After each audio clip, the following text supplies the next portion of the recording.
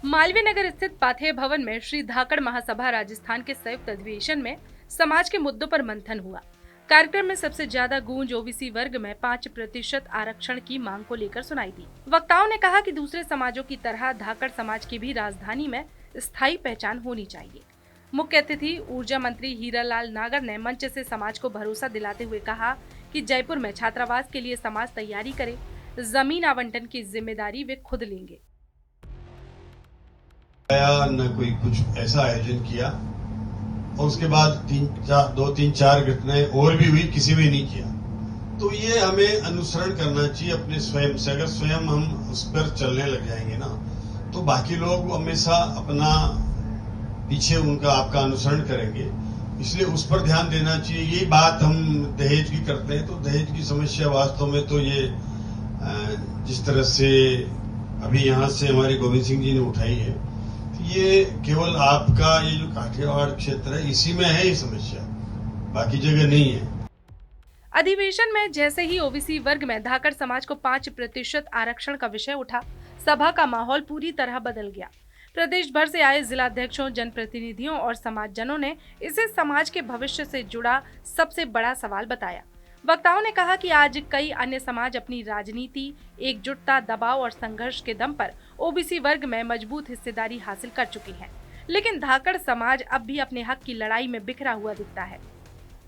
मंच से कई वक्ताओं ने गुर्जर समाज का उदाहरण देते हुए कहा कि उन्होंने सरकार को अपनी सामाजिक और राजनीतिक ताकत दिखाई, तभी वे 5% आरक्षण का लाभ लेने की स्थिति में पहुंचे। वक्ताओं ने साफ कहा कि अगर धाकड़ समाज को भी शिक्षा, नौकरियों और प्रतिनिधित्व में मजबूत स्थान चाहिए तो भावनात्मक अपील नहीं बल्कि संगठित सामाजिक दबाव बनाना होगा।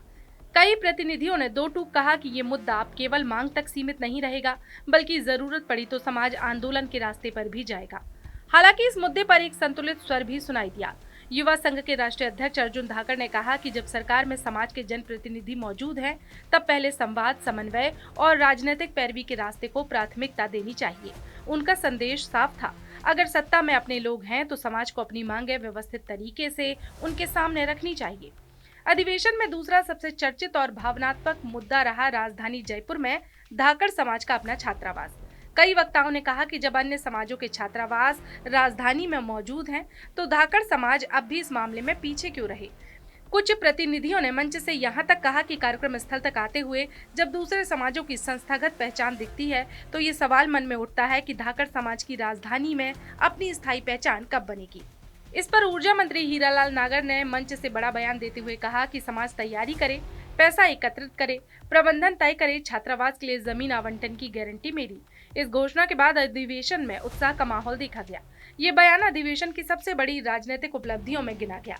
अधिवेशन में सामाजिक सुधार का एजेंडा भी बेहद मजबूत तरीके से सामने आया। महिला विंग जयपुर शहर की जिलाध्यक्ष सरोज धाकड़ ने शादी ब्याह में बढ़ते अधिक खर्च पर आपत्ति जताते हुए कहा कि समाज को दिखावे की होड़ से बाहर निकलना होगा। वहीं महासभा के संरक्षक गोविंद सिंह ने दहेज प्रथा पर तीखा कटाक्ष करते हुए कहा कि आज कुछ परिवार रिश्ता तय करते समय ऐसा मांग पत्र रखते हैं जैसे लड़के की चौराहे पर बोली लग रही हो।